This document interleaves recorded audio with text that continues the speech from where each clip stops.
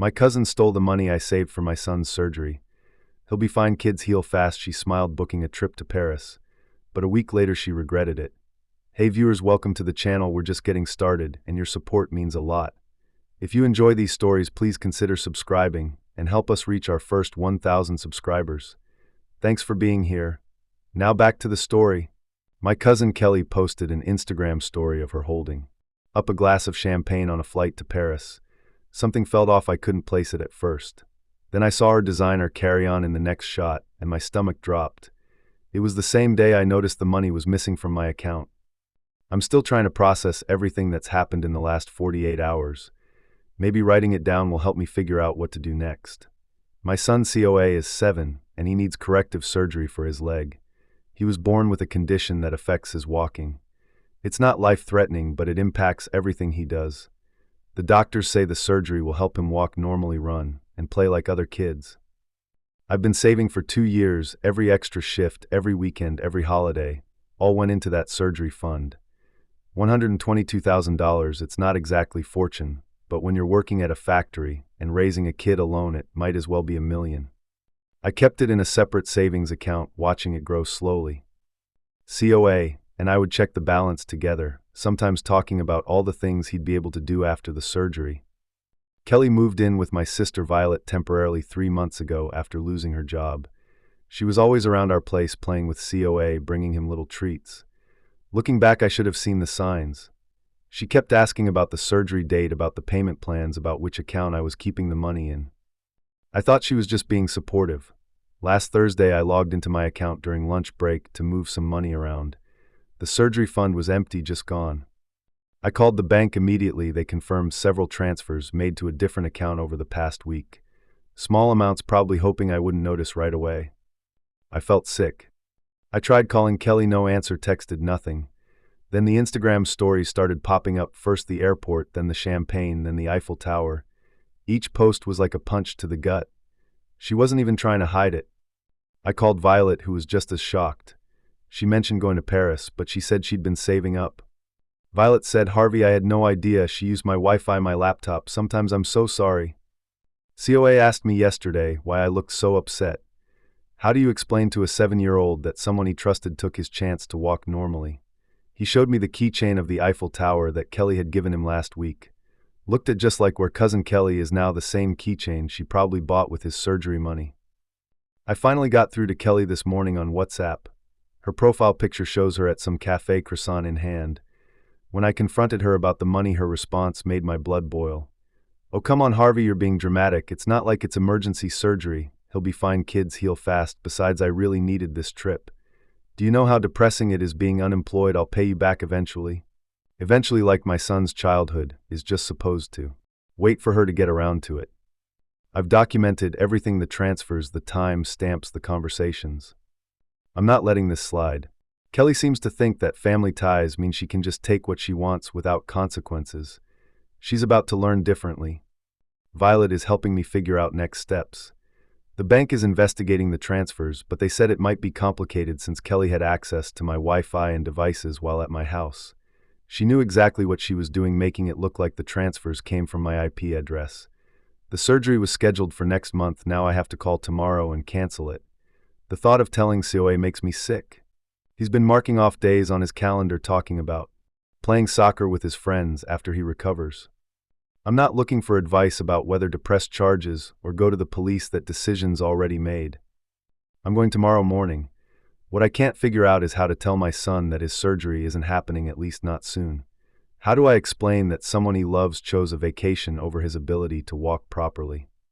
Qley keeps posting stories from Paris like nothing's wrong, designer shops, fancy restaurants, tourist spots. Each post tags her location, each one bought with money that was supposed to help my son walk. She even had the nerve to post a photo of charity donation box at Notre Dame with the caption, "Feeling blessed, giving back." I've muted her on everything, but Violet keeps sending me screenshots. You need to document everything, she says. She's right. Each post is basically a confession showing exactly where my son's surgery money went. The worst part, some of our family members are already trying to smooth things over. She's going through a hard time, they say she'll pay it back. Like that makes it okay, like my son's childhood is just supposed to be collateral damage for Qley's hard time. I'm not backing down, not this time. COA deserves better than eventually. Update: Qley just posted another story. She's holding up a glass of wine at some rooftop bar. Caption says, "Living my best life, sorry not sorry." That's fine, keep posting, Qley, keep showing everyone exactly who you are. I'll be at the police station first thing tomorrow. Update: first, thank you everyone for the support on my last post. A lot has happened in the past week and none of it is what I expected. I thought filing a police report would be the hard part, turns out that was just the beginning. The police were straightforward since Qley had access to my Wi-Fi and devices while staying at my place. They're treating this as a civil matter. They took my statement and documentation, but told me I'd probably need to pursue it through small claims court. Not exactly the response I was hoping for, but at least everything's officially documented now. Meanwhile, Qley's Paris adventure keeps unfolding on social media like some twisted reality show. Yesterday she posted a haul video, 3 luxury handbags, new shoes, and what she called her Paris wardrobe upgrade. The total she casually mentioned spending would cover COA's surgery and recovery therapy. She even tagged the stores and added, "Living my dreams, just wow." But here's where it gets interesting. Remember my sister Violet? She did some digging and found out Qley's been telling different stories to different family members. To our aunts, she claimed I offered to help fund her fresh start. To our cousins, she's saying the money was a loan we agreed on. To her parents, she insisted I was being generous because she's family. The stories keep changing, but they all have one thing in common: somehow I'm the bad guy for wanting it back. Qley's parents called me last night. They offered to help with some of the money to keep peace in the family. Their idea of help: $2,000 paid in installments over 6 months, because apparently that's a fair solution when their daughter stole $122,000 from her cousin's disabled child. I told them I'd rather see them in court. The silence on their end was pretty telling. COA has been asking questions. He's a smart kid. He noticed I took down the calendar where we were counting down to his surgery date. I tried explaining that we need to wait a little longer, but he just looked at me with those big eyes and asked, "Is it because cousin Qley needed the money more than me?" 7 years old, and he's already learning some hard lessons about family. I got a text from Qley this morning: "Look, I get you're mad, but you're making this bigger than it needs to be. I'm not stealing, I'm borrowing. Besides, what's the rush? It's not like COA's dying or anything. Kids are resilient. Resilient like that makes it okay." Violet's been amazing through all this. She's helped me document everything and even set up a spreadsheet tracking every purchase Qley's broadcasting on social media. Evidence, she calls it. She's right. Qley's basically building our case for us with every post and story. The family's split down the middle now. Half of them think I should be understanding because Qley's going through a phase. The other half are horrified but don't want to get involved. Only Violet's openly standing with me. She told our Aunt a phase is getting a bad haircut or dating a drummer, not stealing a child's surgery money. I had to make some tough calls today. First, I canceled COA's surgery reservation. The hospital put us back on the waiting list, but we lost our original spot. Then I called my bank again. They're still investigating, but at least they've flagged the unauthorized transfers. Small victories, I guess. Qley finally answered one of my calls today. Want to know her brilliant solution? She suggested I just start a GoFundMe or something because she's not in a position to pay right now. When I reminded her about the designer shopping spree, she just posted. She actually said, "That's different. I needed those things for my image. How else am I supposed to network for a new job?" The real kicker came this evening. Qley posted a long Instagram story about toxic family members and learning to put yourself first. She even threw in some quotes about negative energy and letting go of people who don't support your growth. The irony would be funny if it wasn't so infuriating. I'm meeting with a lawyer next week. Violet found someone who does free initial consultations. The family's already calling me dramatic for bringing lawyers into family business. But you know what? I watched COA try to keep up with his friends at the park today, limping but determined. That's all the motivation I need. Here's the latest development. Qley's back from Paris. Instead of laying low, she's hosting a Parisian-themed dinner party to share her travel experience. She actually had the nerve to invite me and COA.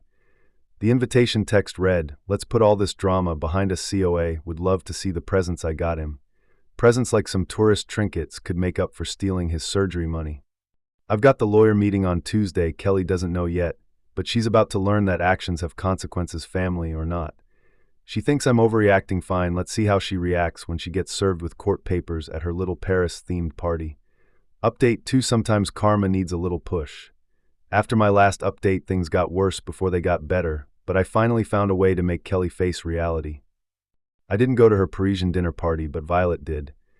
She recorded everything on her phone, not secretly, just openly Instagram storying like everyone else there. Qley was in full performance mode, showing off her Paris photos on her iPad, bragging about every purchase. Then she got to a video that made my blood boil. She was at some cafe holding up her glass to the camera. Shout out to my cousin Harvey's savings account for making this trip possible. Sorry, not sorry. Her friends were laughing in the background. She actually recorded herself admitting to stealing the money, thinking it was funny. Violet sent me the video immediately. Qley noticed and started screaming at her to delete it. It was a joke, you're ruining the party. The whole thing devolved into chaos, with Qley's parents trying to calm everyone down while Qley kept yelling about family betrayal. Here's where it gets interesting. Remember how Qley's been job hunting? Turns out she actually landed a position at a local company starting next week. Well, not anymore. Violet found the job posting online. It was for a financial coordinator position, handling company money. The job description specifically mentioned high ethical standards and handling confidential financial information. I sent the hiring manager a simple email with links to Qley's public social media posts about her Paris trip. Just the facts. Here's your future financial coordinator bragging about stealing $122,000 from a child surgery fund. No emotional appeal, no drama, just her own words and actions. Qley lost the job offer within hours. She showed up at my house that night, pounding on the door. How dare you? You ruined my career. I was going to pay you back with that job. COA was terrified by the screaming. I had to call the police to get her to leave. They recognized her from my previous report about the theft. Her parents finally saw the video from the party. Their tone changed completely. Instead of defending her, they're now demanding she sell her designer bags and Paris wardrobe to start paying back the money. Qley's response: she locked herself in her old room at their house and started posting Instagram stories about being attacked by toxic family members and how no one understands mental health struggles. The real breakthrough came during a family dinner at our grandparents' house. Qley tried to play victim again, but this time was different. Our grandfather, who never takes sides in family drama, spoke up. He'd been watching her social media posts all along, seeing her spend money that was meant for his great-grandson's surgery. You bought 3 designer bags while COA can barely walk properly, he said. The whole room went silent. Shame on you. Qley started crying, but not her usual dramatic tears. For the first time, she looked genuinely shocked. Nobody was buying her excuses anymore. Her own parents backed me up when I mentioned the civil court case. Then she tried one last manipulation: but I'm family, how could you do this to family? My response was simple: COA is family too. You chose bags over his ability to walk. The fallout was immediate. Qley's mom went through her recent purchases and started listing them on resale sites. Her dad called my lawyer to work out a repayment plan. Qley's still resistant, but now she's isolated. No more family enablers, no more excuses. The designer bags are being sold. The Paris wardrobe is going too. Qley's parents are making her move back home and taking control of her finances until everything's paid back. They found out she has other debt, too. Apparently the Paris trip wasn't the only impulsive spending she'd been hiding. Violet's been helping list things online. Every time Qley sees another item sold, she starts a new drama. Yesterday she tried claiming some items were gifts that we had no right to sell. Her mom shut that down fast. Gifts bought with stolen money aren't gifts. The money is starting to come back slowly, not enough for COA's surgery yet, but it's progress. Qley's dad set up a direct deposit from their account to mine monthly payments until it's all repaid. Qley tried to cancel it, but they're not giving her access to any accounts anymore. The family dynamic has shifted completely. Qley's not getting invited to gatherings. Her cousins unfollowed her on social media. Even her closest friends are distancing themselves after seeing how she's handled all this. Last night Qley posted a new story. Sometimes hitting rock bottom makes you realize who you really are. Attached was a screenshot of her deleted Paris posts. Maybe reality's finally sinking in, or maybe not. Just got a text from her: hope you're happy, my life is ruined, and it's all your fault. No, Qley, you did this to yourself, and now everyone knows it. The court date is still set for next month, but her parents are pushing her to settle before then. Either way, COA is getting his surgery money back. It's just a matter of time. Final update: I didn't expect to be writing another update, but after yesterday's events I need to share. What happened? Karma finally caught up with Qley in the most unexpected way. It started with COA's rescheduled surgery consultation. Qley's parents have been making the monthly repayments as promised, and we finally had enough for the down payment. As I was sitting in the waiting room filling out paperwork, my phone started blowing up with messages. Qley had shown up at her parents' house in hysterics. She'd just been rejected from another job. Apparently, her social media history keeps coming back to haunt her.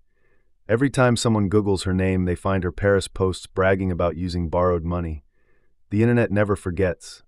Instead of taking responsibility, she stormed into their house demanding they fix it. Her mom refused. That's when Qley lost it. She started grabbing her mom's designer bags, screaming that if they were going to sell her things, she'd sell theirs too.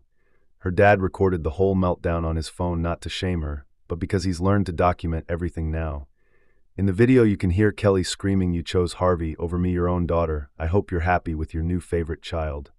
Her mom's response was perfect. "No, we chose what's right over what's wrong. We failed you by never teaching you the difference." That's when Qley started throwing things. She grabbed her mom's phone and tried deleting the video, but it was already backed up to the cloud. In her rage, she picked up a vase, a family heirloom from our great-grandmother, and smashed it against the wall. The neighbors called the police after hearing the commotion. When officers arrived, Qley tried telling them her parents were abusing her by selling her belongings. The officers, who remembered her from the previous incidents at my house, weren't buying it. Her parents didn't press charges, but they did something worse in Qley's mind. They cut her off completely. No more paying her phone bill, no more emergency credit card, no more living in their house. They told her she needed professional help, and they'd support that, but nothing else until she takes responsibility. Qley's response: she went nuclear on social media, started posting exposed stories about everyone in the family. Most were obviously fake. She claimed Violet had stolen from stores, never happened, that I was misusing COA's surgery money for gambling, completely false, that her parents had abused her growing up, they spoiled her, if anything. Nobody believed her. Her followers had watched her Paris shopping spree, seen her brag about using borrowed money, and witnessed her steady meltdown over the past months. The comments were brutal. Wasn't this the girl who stole her disabled cousin's surgery money, still playing victim after stealing from a child? She tried deleting the comments, but they kept coming. Finally, she posted a tearful video claiming she was being cyberbullied and needed to take a break for her mental health. 10 minutes later, she was posting on her backup account asking if anyone had a spare room she could crash in. Nobody offered. Here's the real karma, though. Remember that financial coordinator position she lost? The company posted the job again. Guess who got it? Violet. She started last week. When Qley found out, she showed up at the office, causing such a scene that security had to escort her out. Now she has a trespassing warning too. The family gathered for dinner last night without Qley. Her parents brought the final check to cover the remaining surgery money. As we were sitting there, Qley started spam calling everyone, switching between threats and tearful apologies. Nobody picked up. Her last message to me read, "I hope you're happy you've turned everyone against me. I'll never forgive you for this." I didn't respond. I was too busy helping COA pack his overnight bag for the hospital. His surgery is scheduled for tomorrow morning. Qley's mom pulled me aside before leaving. She was crying, but not from madness. "Thank you," she said, "for having the courage to stand up to her. We should have done it years ago." This morning, something unexpected happened. A package arrived at my door. Inside was an envelope with $2,000 in cash and a handwritten note: "Dear Harvey and COA, this is all the money I have left. I sold my laptop and some other things. I'm sorry. It's not more. I'm sorry for everything. I know sorry isn't enough, but it's all I have right now, Qley." I added the money to COA's recovery fund. He'll need physical therapy after the surgery, and every bit helps. As for Qley, last I heard, she's staying at a youth hostel, applying for jobs under a different name, and finally starting therapy. Her parents are sticking to their boundaries. They'll pay for counseling, but nothing else until she shows real change. COA's surgery is in 12 hours. He's nervous but excited. This morning he said something that put everything in perspective. "Dad, when I can run, I'm going to run so fast that all the bad stuff can't catch us." Run fast, kid, you've earned it. This will be my last update. Thank you all for the support throughout this journey. Sometimes standing up to family is the hardest thing to do, but it's also the most necessary.